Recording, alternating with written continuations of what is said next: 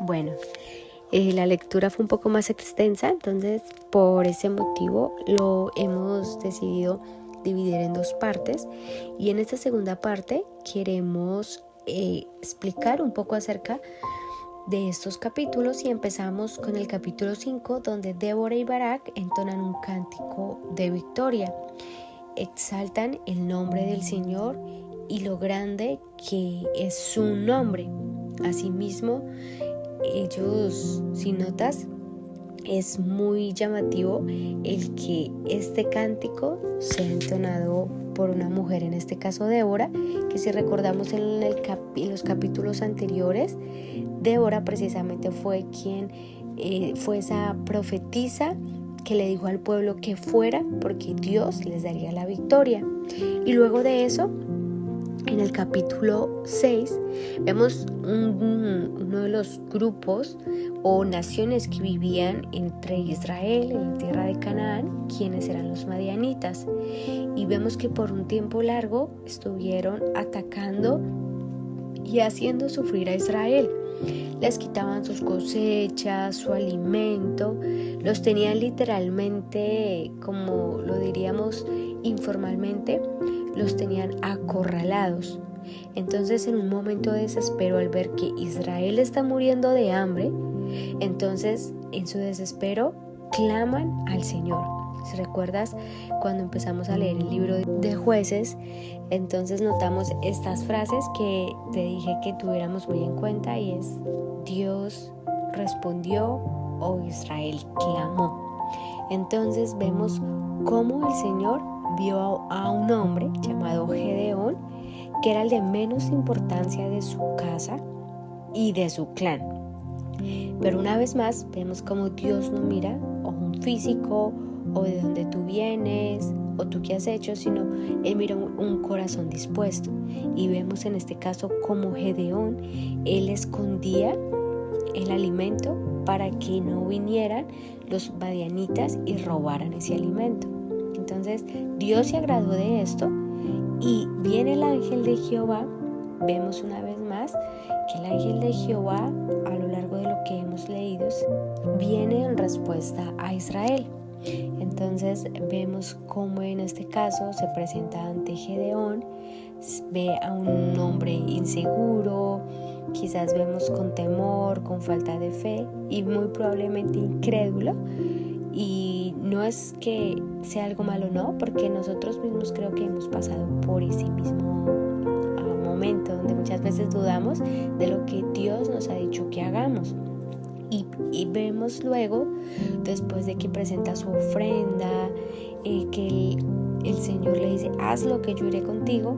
Luego en el capítulo 7 entonces vemos aquí un Gedeón totalmente diferente. Vemos a un Gedeón que cree al escuchar la voz de Dios, y aún mismo Dios llega a un punto donde le dice: bueno, quizás pueda que tengas temor, entonces ve con tu siervo. O vemos también como ese Dios tan misericordioso, que en vez de llenarse de ira por la falta de pruebas, entre comillas, que Gedeón le pedía a Dios, si ganarían o no la victoria, vemos a un Dios muy compasivo, vemos un Dios muy paciente, y lo que le pedía a Gedeón, el Señor lo hacía. Entonces creo que eso es una confrontación que nos debe hacer saber y entender que nosotros como hijos de Dios quizás muchas veces podemos dudar, y no es la excepción, porque incluso yo lo he sido, donde le digo: Señor, dame una señal acerca de esto, y muchas veces eso hace como que pensamos: oh, Dios nos va a castigar o demás, pero no, vemos en este caso un Dios muy misericordioso. Y luego en el capítulo 8 vemos como luego de conquistar y de todas las hazañas que hizo, y entonces ahora vemos que va mucho más seguro, y por donde va pasando, entonces era como decirlo en otras palabras, como: bueno, el Señor está conmigo, entonces todo el mundo deme paso. Algo así es más o menos lo que Gedeón estaba ahora haciendo saber. Pero entonces, una vez más, vemos como quizás ese éxtasis de poder que tuvo o de las victorias que estaba teniendo hizo quizás que su corazón se hubiera llenado de orgullo. Entonces vemos como a veces el que quizás las personas tengan más hace que su corazón se dañe, y en este caso fue con Gedeón cuando pidió del botín que se les diera como un arete de oro. Entonces con esto se quiso hacer un efod de oro en señal, no sabemos si de victoria, de orgullo, pero a la final eso fue como un as de doble filo, porque Israel terminó rindiendo culto a este efod. Imagínate, lo que se debía considerar como una victoria total y plenamente a Dios, terminó lastimosamente en una adoración a esto. Y aún peor, cuando muere Gedeón, Israel nuevamente rinde culto a Baal.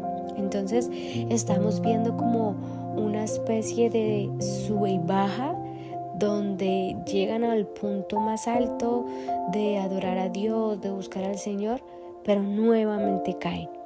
Entonces creo que esto nos tiene que hacer un llamado. Uno, quizás hay un versículo muy llamativo, y creo que la mayoría de nosotros lo conocemos, y es que dice que lo más vil y menospreciado el Señor escoge, usa para avergonzar a todos aquellos que se creen sabios.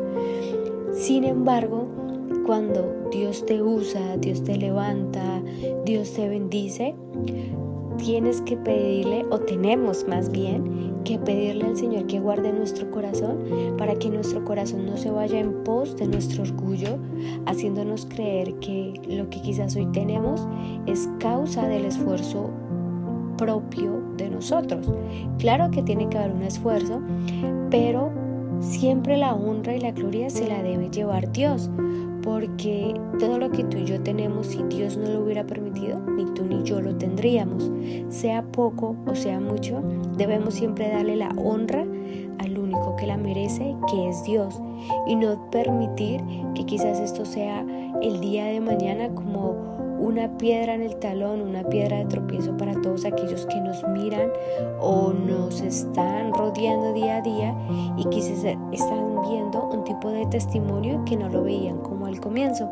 Entonces me parece que es una invitación muy importante que nos hace al llamado de guardar nuestro corazón desde que el momento que Dios nos llama hasta donde Dios nos levante y hasta donde Él nos lleve, siempre teniendo un corazón humilde, un corazón contrito, humillado, y un corazón que esté rendido total y plenamente al Señor. Así es que vamos a orar. Señor, te damos gracias. Gracias, Señor, te damos por tu amor, por tu favor y por tu misericordia. Gracias por enseñarnos una vez más acerca, Señor, de tu fuerza y de tu poder, por enseñarnos y por guiarnos que siempre en tus manos, Señor Jesús, todo es mejor, pero cuando nosotros nos dejamos guiar por ti, hace que nuestra vida tenga un sentido, Señor. Ayúdanos, Señor, y guarda nuestro corazón para que siempre lo guardemos para ti, para que siempre te honremos a ti y para que siempre, Señor, busquemos agradarte total y plenamente a ti, Señor. Te damos gracias porque solo tú eres digno de recibir la alabanza, la gloria y el poder. Guárdanos y dirígenos siempre para que nuestro corazón solo vaya en pos de ti. Amén.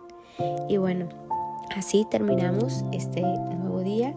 Mañana nos vemos una vez más en la Biblia en un año de forma cronológica con los siguientes capítulos. Dios te bendiga.